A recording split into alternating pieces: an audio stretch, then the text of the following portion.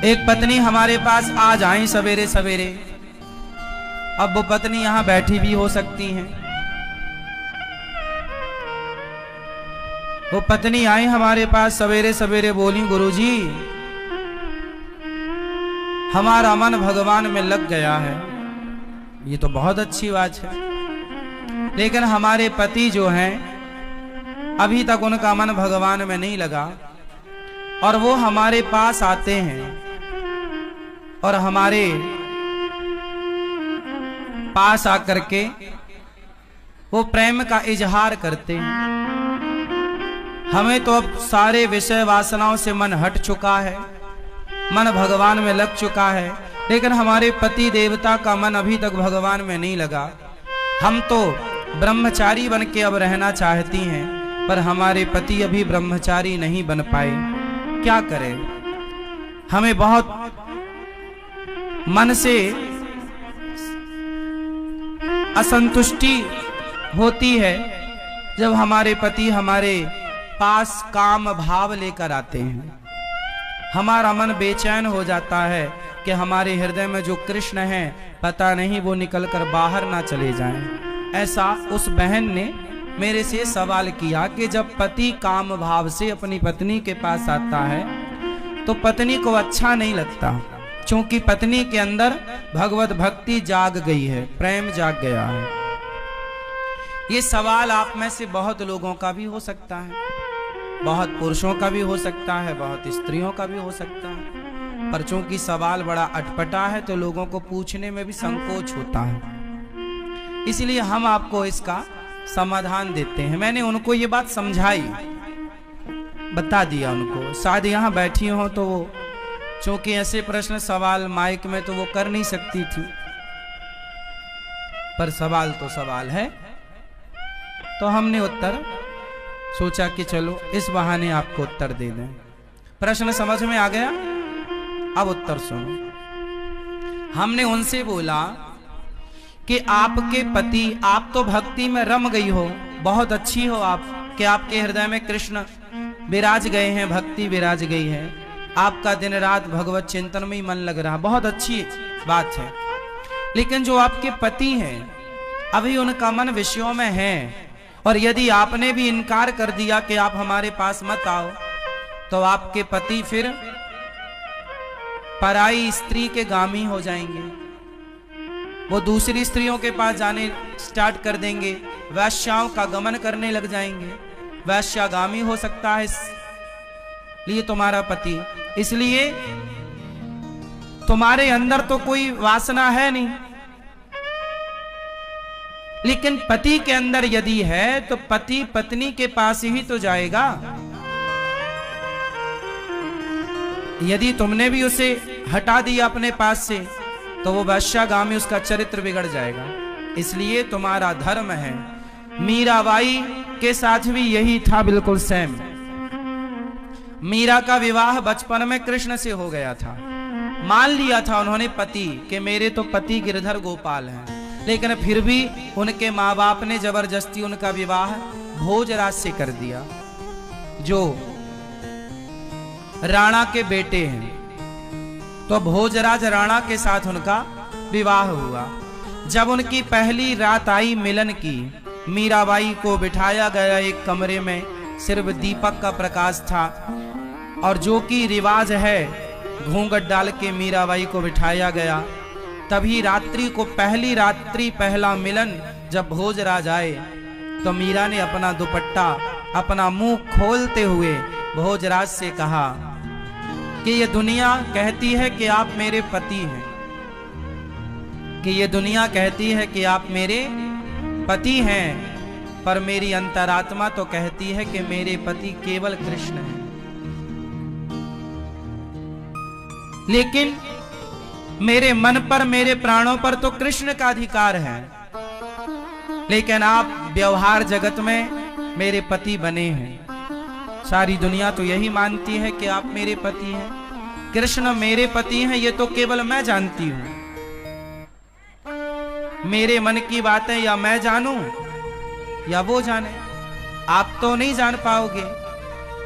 तो मेरा मन, मेरे प्राणों पर, मेरे मन पर तो मेरे कृष्ण का अधिकार है।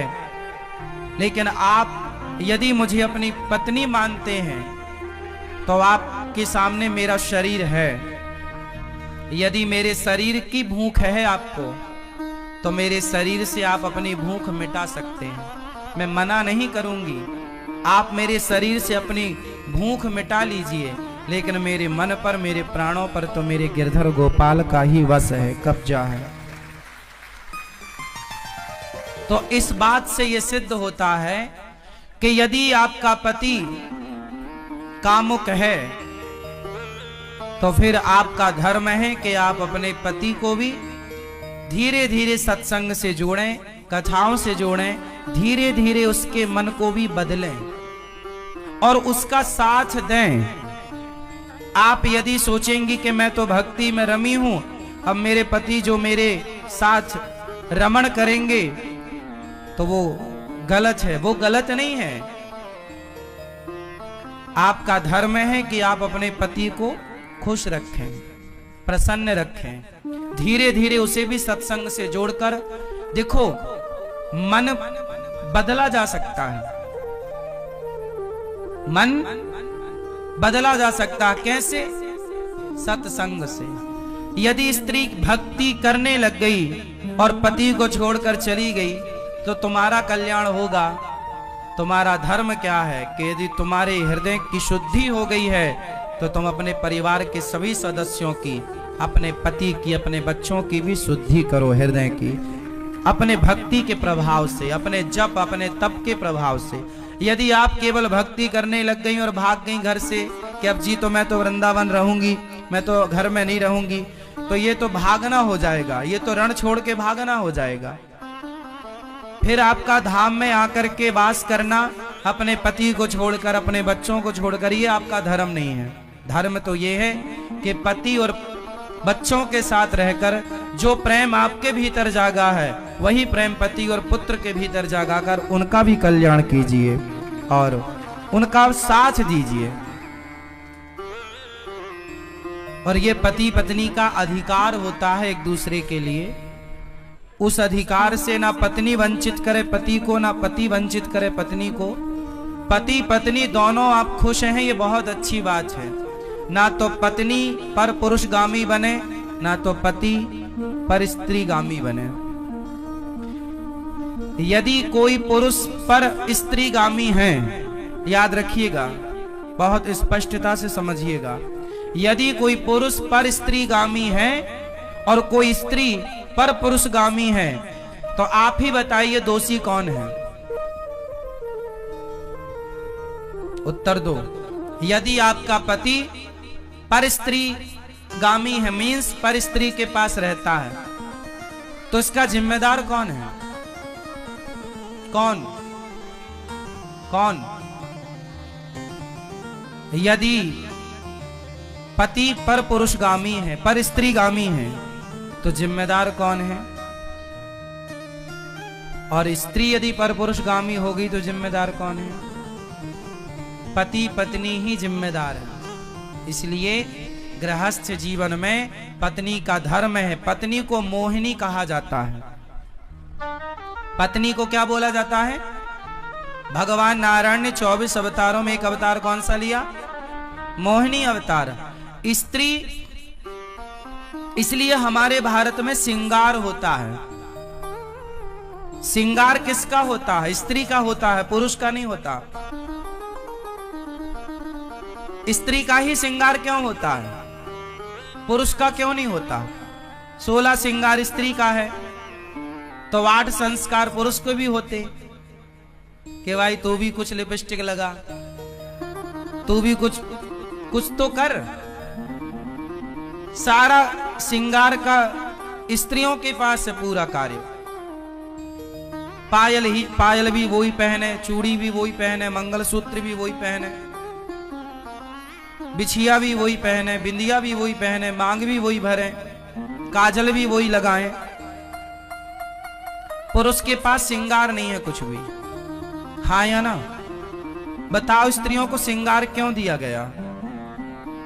ताकि स्त्रियां उस श्रृंगार से सुंदर दिखें और उस सुंदरता से वो केवल अपने पति को रिझाएं, सिर्फ अपने पति को रिझाएं। मोहिनी है ना, पति को इतना मोहित करो अपने पति को कि आपका पति पर स्त्रीगामी ना बनने पावे। यदि तुम्हारा पति पर स्त्रीगामी बन गया तो तुमने ठीक ठीक से श्रृंगार नहीं किया।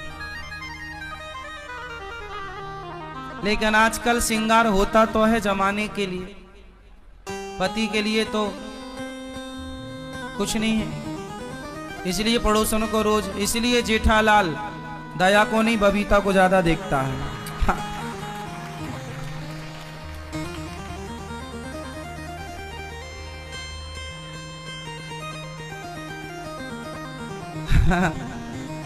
सही है ना? तो स्त्री को कैसा होना चाहिए? पति के लिए मोहिनी होना चाहिए, जो अपने पति के मन को मोहित करती रहे। और आपने यदि मोहित नहीं किया तो आपकी पड़ोसन मोहित कर लेगी, और वो मोहित करेगी तो फिर आप रोती आओगी, गुरुजी हमारे पति का चक्कर है। समस्या सब तरफ से है। मोहित करो वो अच्छा है। ये मोहित है। कहां धर्म पत्नी आपकी? घर मोहित कर लेती है वो आपको, उन्हीं से मोहित हो ना। हाँ, या तो पत्नी से मोहित रहो, या पति से, या परमेश्वर से, तीसरा कोई नहीं। और पति पत्नी का भी एक टाइम है। पति और पत्नी भी साथ में तब तक आप रमण करो जब तक कि आपके बच्चे अभी छोटे हैं। जब बाप का जूता बेटे के पांव में फिट बैठने लग जाए और माँ की चप्पल बेटी के पांव में फिट बैठने लग जाए, तब से तुम दोनों पति पत्नी को भोगी बनकर नहीं, योगी बनकर रहना चाहिए। अब आप दोनों भी कंट्रोल करो धीरे धीरे, क्योंकि हमारा उद्देश्य विषयों का भोग नहीं है। हमने विवाह भोगों के लिए किया ही नहीं था, भोगों पर कंट्रोल करने के लिए विवाह, लगाम लगाने के लिए। लेकिन आज उल्टा होता है कि मन की चंचलता बढ़ती चली जाती है। अच्छा, ये सारे दोष इसलिए होते हैं क्योंकि सत्संग नहीं है। क्या नहीं है? सत्संग। और सत्संग ना होने से बिनु सत्संग विवेक ना होई, और राम कृपा बिनु सुलभ ना सोई। सत्संग की जरूरत है। सत्संग सुनेंगे तो दोनों, अच्छा सत्संग किससे सुनना चाहिए? पति पत्नी दोनों को, क्योंकि दोनों की समझ चाहिए। एक की समझ है पर दूसरे की नहीं है, तो एक गाड़ी साइकिल का एक पहिया पंचर है, और एक सही है तो भी साइकिल अपने लक्ष्य तक नहीं पहुंचेगी। दोनों पहिया बड़ा। पत्नी और पति दोनों को एक विचारधारा का होना चाहिए। किस विचारधारा का होना चाहिए? एक विचार। यदि दो विचार हो गए तो उन पति पत्नी में झगड़ा तब होता है जब विचार दो होते हैं। पत्नी का विचार कुछ और पति का विचार नहीं मिलने से पति पत्नी में क्या होता है? तलाक होता है, झगड़ा होता है। और विचार मिल गए तो फिर अर्धांगिनी होता है। हमारे यहाँ क्या होता है? अर्धांगिनी। हमारे यहाँ वाइफ नहीं होती, हस्बैंड नहीं होता। हमारे यहाँ धर्म पत्नी, और धर्म पत्नी है ये हमारी, अर्धांगिनी है। और ये हमारे परमेश्वर हैं, पति परमेश्वर।